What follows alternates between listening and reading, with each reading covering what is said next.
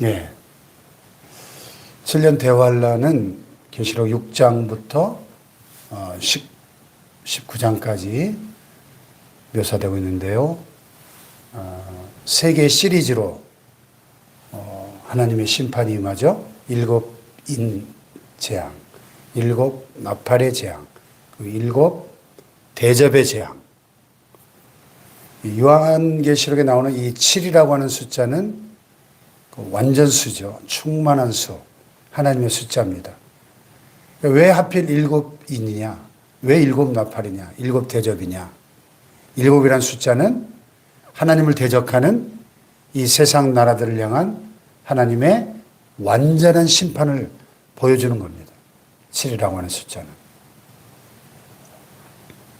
그리고 7 인봉이 하나하나 떼어질 때마다 이제 하나님의 심판이 하나씩 나타나고 7째 인봉이 떼어질 때 7 나팔이 7 나팔 재앙이 시작되고 7번째 나팔이 울려 퍼질 때 7 대접의 심판이 시작이 됩니다.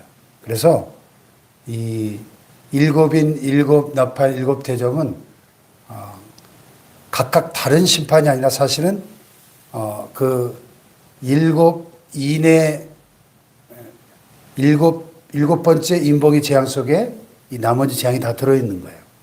그리고 7 나팔 재앙 속에 7 대접의 재앙이 다 들어있고. 그러니까 이게 마치 이렇게 나선형 구조로 점점 심판이 진행될수록 그 강도가 점점 하나님의 심판의 강도가 강해짐을 보여주는 그런 구조입니다. 그래서 이 8장은 이제 나팔 재앙을 보여주는데요. 8장이니까 나팔 이렇게 연상하면 기억하기 좋겠죠? 나팔 재앙. 자, 7째 인을 떼실 때 하늘이 반 시간쯤 고여있다. 7째 인이 떼어질 때는 어떤 재앙이 나타나지 않았어요. 7째 인이 떼어질 때 이제 7 나팔이 시작이 됩니다. 그래서 하나님 앞에 7 천사가 서 있었다. 7 나팔을 받았다. 이 얘기는 뭐죠? 이 땅에 일어나는 모든 재앙들, 하나님의 심판으로 인한 재앙들은 누가 주관하신다는 거예요? 하나님이 주관하시는 겁니다. 하나님 앞에 서 있는 7 천사를 통해서 7 나팔이 이제 울려 퍼질 때마다 재앙이 임할 텐데 그것을 명령하시고 또 지시하시고 허락하시는 주관하시는 분이 하나님이심을 보여주는 겁니다. 아멘. 이 땅에 일어나는 모든 역사의 주관자는 하나님이심을 우리는 잊지 말아야 되겠죠. 그런데 그 7 천사가 나팔을 불려고 준비하고 있는데 여기 3절로 5절에 사도 요한이 아주 중요한 환상을 또 봅니다. 또 다른 천사가 와서 하나님 보좌 앞에 있는 그 제단 곁에 서가지고 금양로를 가지고 많은 양을 받았는데 이것은 모든 성도의 기도와 합하여 하나님의 보좌 앞에 있는 금제단에 드리고자 함이라 그랬어요. 그래서 또 보니까 그 향연이 금양로에 있는 향연이 성도의 기도와 함께 천사의 손으로부터 하나님 앞으로 올라가더라. 그랬어요. 기도의 놀라운 비밀을 보여주죠. 성도의 기도. 이 땅에서 우리가 드리는 모든 기도는 이 천사들의 금양로에 담겨서 하늘나라에 하나님 보좌 앞에 있는 금제단에 향연으로 올라간다 하는 사실이에요. 할렐루야. 그래서 우리는 이 기도의 놀라운 능력을 알아야 되고 우리가 기도할 때 하늘나라에서 어떤 일이 벌어지는지 우리가 이 땅에서 기도할 때 영적인 세계에서 어떤 일이 벌어지는지를 알고 기도해야 되고 이 기도가 가지고 있는 초자연적인 엄청난 능력을 우리는 깨닫고 믿고 기도해야 돼요. 할렐루야. 때로 우리는 현실을 보고 환경을 보면서 아, 내가 기도한다고 뭐가 달라질까? 뭐 나라와 민족을 위해서 기도한다고 저 썩어빠진 정치인들이 뭐가 달라질까? 아, 저 김정은이 저 독재자가 뭐가 달라질까? 기도한다고 통일이 될까? 뭐 기도한다고 이 나라가 복음화 될까? 뭐 이런 의심과 회의가 들 수도 있어요. 현실이 너무나 우리 기도하는 정반대로 막 돌아가는 걸 볼 때 낙심하기 쉬운데 그렇지 않다는 겁니다. 왜? 기도는 눈에 보이지 않는 이 영적 세계에 놀라운 영향을 미친다는 것을 오늘 이 본문 3절의 5절 말씀이 보여주는 겁니다. 우리가 기도할 때 우리의 기도는 천사들의 금양로에 담겨져서 하나님 보좌 앞 제단의 향연으로 올라간다는 사실을 우리는 꼭 기억하고 기도하시길 바라요. 할렐루야. 향연. 아주 하나님이 기뻐하시는 흠양한다 그러죠. 흠양. 우리의 기도를 흠양하여 주시고. 흠양이 뭐예요? 그 향기를 기쁘게 받으신다는 뜻입니다. 기쁘게 받으신다. 우리의 기도가 하나님 앞에 참 달콤하고 아름다운 향연으로 하나님이 기쁘게 받으신다는 거예요. 근데 모든 기도가 그런 건 아니에요. 어떤 기도는 내 욕심으로 하는 잘못된 기도는 하나님 보좌 앞에 올라가지 않고 땅바닥에 떨어져 버려요. 어쩌면 이 땅에서 드려지는 많은 기도가 하늘 보좌에 올라가지 못하고 그냥 땅바닥에 떨어져 버리는 기도가 많을 겁니다. 왜? 너희가 구하여도 얻지 못하면 정욕으로 쓰려고 잘못 구하기 때문이다. 야고보가 그랬잖아요. 정욕으로 쓰려고 욕심으로 잘못 구하는 기도는 땅바닥에 떨어져 버리는 거예요. 예. 어떤 분이 그러더라고요. 만약에 우리의 기도가 100%다 응답된다면 아마 이 지구 전체에 엄청난 재앙이 임할 것이다. 그렇죠. 이 지구상에 20억이 넘는 그 많은 크리스찬들이 이거 주세요. 이거 주시옵소서. 하나님 다 주면은 이거 완전히 재앙이 이 지구적인 재앙. 얼마나 우리가 탐욕스럽게 욕심으로 잘못 구할 때가 많습니까? 그렇잖아요. 예. 그래서 이 본문이 보여주는 하나님의 보좌 앞에 있는 금제단에 올라가는 아름다운 향연은 정말 하나님의 뜻에 딱 일치되는 기도. 그를 향하여 우리의 가진 바 담대한 것이 이것이 곧 그의 뜻대로 무엇을 구하면 들으심이라. 우리가 무엇이든지 구하는 바를 들으시는 줄을 안즉 우리가 그에게 구한 그것을 또한 얻은 줄을 안다. 하나님의 뜻대로, 키워드는 하나님의 뜻대로 구할 때 응답받는 거예요. 하나님의 뜻대로. 할렐루야.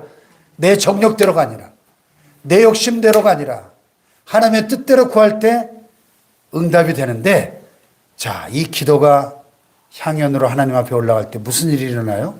천사가 그 향로를 가지고 제단에 불을 담아다가 땅의 소돔에 우레와 음성과 번개와 지진이 나더라. 왜 그럴까요? 이 지금 모든 성도들의 기도가 어떤 기도입니까?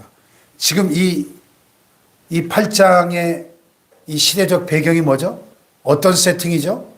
지금 적그리스도가 등장해서 자기의 우상을 하나님의 지성소에 갖다 놓고 자기가 하나님이라고 하고 이 지구상에 가는 모든 사람들로 하여금 그 짐승의 적그리스도의 우상 앞에 경배하게 만드는 이 인류 역사상 전무후무한 하나님을 대적하는 우상 숭배의 역사가 지금 벌어지고 있는 현실이에요. 그러니까 그 적그리스도의 우상 앞에 경배하지 않는 자는 길로틴으로 다 목을 잘라 죽여버리는, 순교하지 않고는 신앙을 지킬 수 없는 지금 그런 상황이에요. 그러니까 목이 잘려 순교당한 성도들이 요한계시록 6장에 보면은 그 제단 앞에 막 엎드려가지고 피의 호소를 합니다. 만군의 주여, 우리의 이 피값을 이 원수들의 이 우리를 목 잘라 죽인 저 저 원수들의 그 피값을 실어나여 주지 아니하시기를 언제까지 하시렵니까? 막 피해 호소하죠, 순교자들이. 이 성도의 기도가 하나님 앞에 음양되면서 그 기도의 응답으로 제단에 불을 담아다가 땅에 쏟을 때 우레와 음성과 번개와 지진이 나더라. 자, 어떤 느낌이 드는 단어죠? 우레와 음성과 번개와 지진. 재앙과 심판의 느낌이 들죠? 이 순교자들의, 성도들의 그 피해 호소에 따라 그 응답으로 이 지구상에 하나님을 대적하는 사탄과 적그리스도와 그를 추종하는 모든 사람들을 향한 하나님의 심판이 쏟아지는 거예요, 심판. 7년 대환란의 본질은 우리가, 교회가 이 대환란을 인내하고 통과하고 이 환란을 받고 견뎌야 되는 그런 성질이 아니에요. 이것은 7년 대환란은 이 하나님을 대적하는 세상 나라들을 향한 하나님의 심판이에요, 심판. 이 심판을 교회가 받아야 된다는 건 이거 앞뒤가 맞지 않는 거예요. 그래서 휴거가 필요한 겁니다. 이 7년 대환란의 심판은 적그리스도의 제국, 그 사탄의 제국을, 그 나라들을, 그 백성들을 심판하는 것이 본질이기 때문에 교회가 7년 대환란을 통과해야 된다? 이것은 잘못된 가르침입니다. 교회는 들림받고 이미 어린 양의 혼인잔치에 들어갔어요. 그리고 휴거되지 못한 이 땅에 적그리스도를 추종하고 그 앞에 경배하는 이 세상 나라들 향한 심판이 하나 점점 강도를 더하면서 임하는 거예요. 보세요. 7 나팔을 가진 7 천사가 나팔 불기를 준비하고 첫째 천사가 나팔을 불 때 무슨 일이 벌어집니까? 피 섞인 우박과 불이 나와서 땅에 쏟아짐에 땅의 3분의 1이 타버리고 수목의 3분의 1도 타버리고 각종 푸른 풀도 타버렸더라. 육지에, 지구상의 육지의 3분의 1이 초토화되는 거예요. 상상이 되십니까? 지난 주간에 안성수양관에서 2차 세미나를 준비하고 있는데 수요일부터 눈이 쏟아지기 시작해가지고 이틀간 50cm가 쏟아졌는데요. 뭐 대전은 거의 안 왔다면서요. 그 수도권, 그 사실 뭐 세계 지도를 펴놓고 보면 그냥 점 하나 찍기도 힘든 지역에 눈이 한 50cm 와도 지금 특별 재난 지역으로 선포하려고 지금 준비하고 있더라고요. 안성 지역에. 이야. 아니, 이틀 동안 눈이 50cm만 와도 그 지역이 그냥 완전히 전쟁통이 되어버리는데, 여러분, 지구 전체에 피 섞인 우박과 불이 떨어져가지고 땅과 수목과 각종 푸른 풀이 3분의 1이 불에 타서 잿더미가 됐다고 하면 상상을 해봐요, 상상을.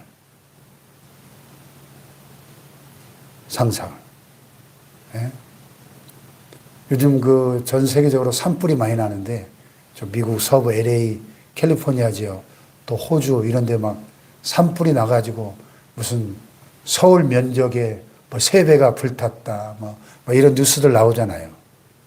그 산불, 그 특정 지역에 산불만 좀 나도 그 그냥 그 뉴스를 영상으로 한번 봐도 생지옥이잖아요. 얼마나 무섭습니까? 그런데 전체 지구의 육지가 3분의 1이 불타서 잿더미가 됐다? 여러분, 그런 세상에 살아갈 수 있을까요? 사람이? 이렇게 하나님의 심판이 무서운 거예요. 그게 끝이 아니죠? 둘째 천사가 나팔을 부니 불붙는 큰 산과 같은 것이 바다에 던져집니다. 바다의 3분의 1이 피가 되고 바다 가운데 생명 가진 피조물들의 3분의 1이 죽고 배들의 3분의 1이 깨어지더라. 아니, 여러분, 지구상의 70%가 바다잖아요. 육지가 30%고. 근데 지구상의 70%를 차지하는 이 바다는 사실 생명의 근원이잖아요. 얼마나 많은 생명들이 살고 있습니까? 근데 이 바다에 불붙는 큰 산과 같은 게 떨어졌대요. 이 불붙는 큰 산이 뭐냐? 글쎄요.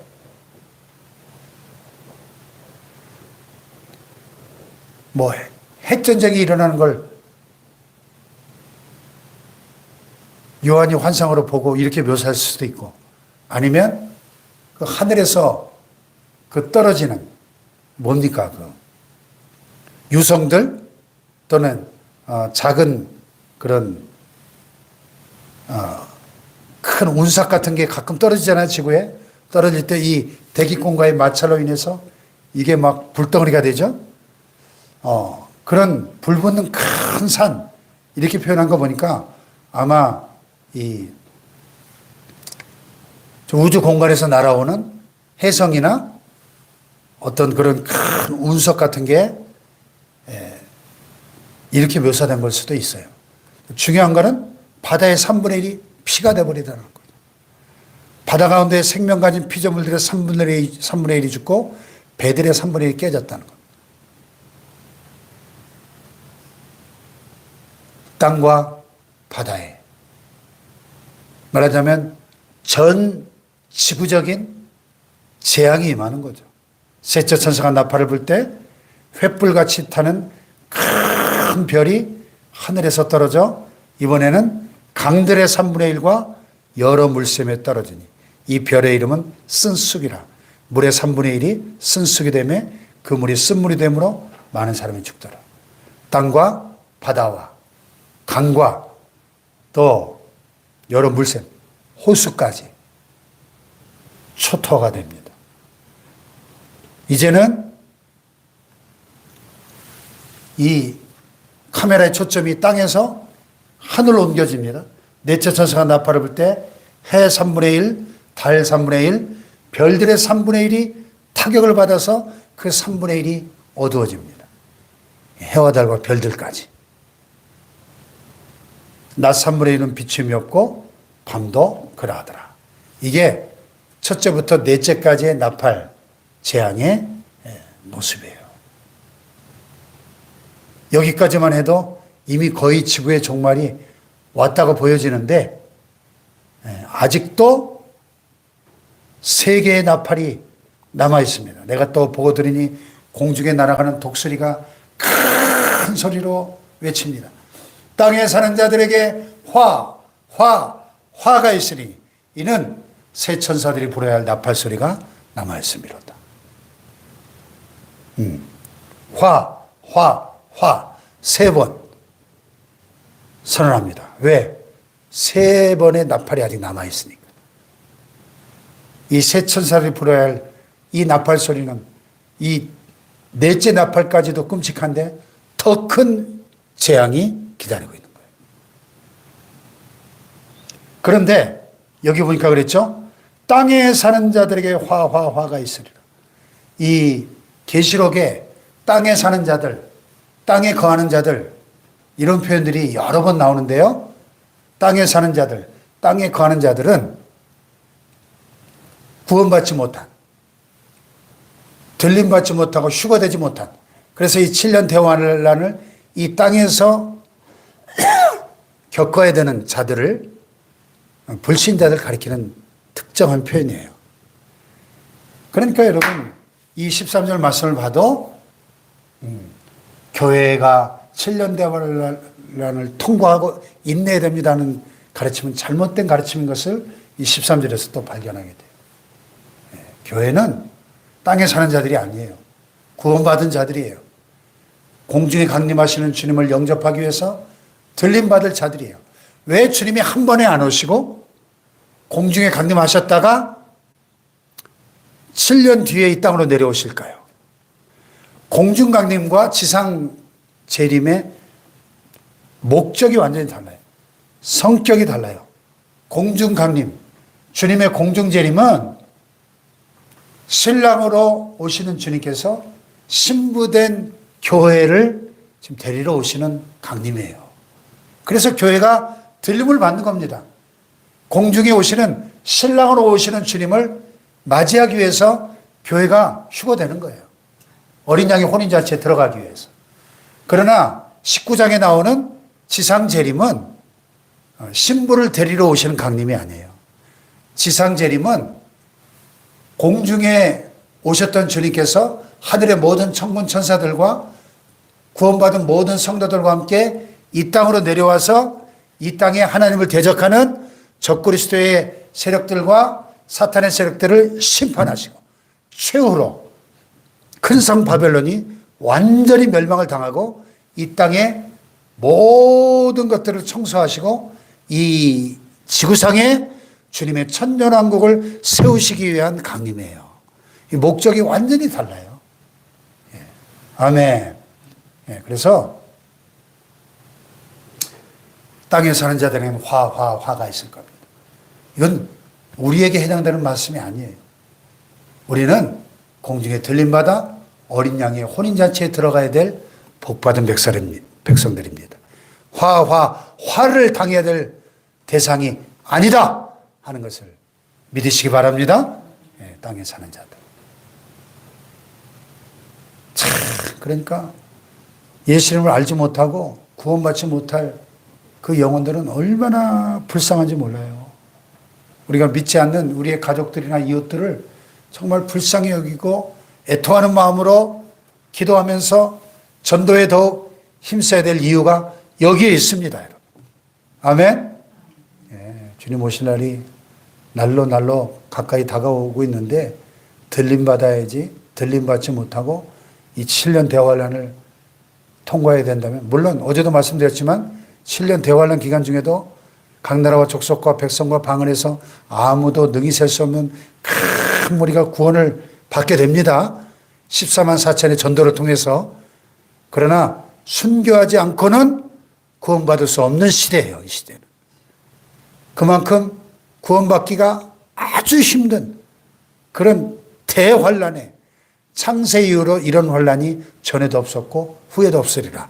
마태복음 24장에 예수님이 그랬죠. 전무후무한 환란이에요. 이 환란을 우리는 면하고 들림받는 축복된 백성들 되시기를 축복합니다.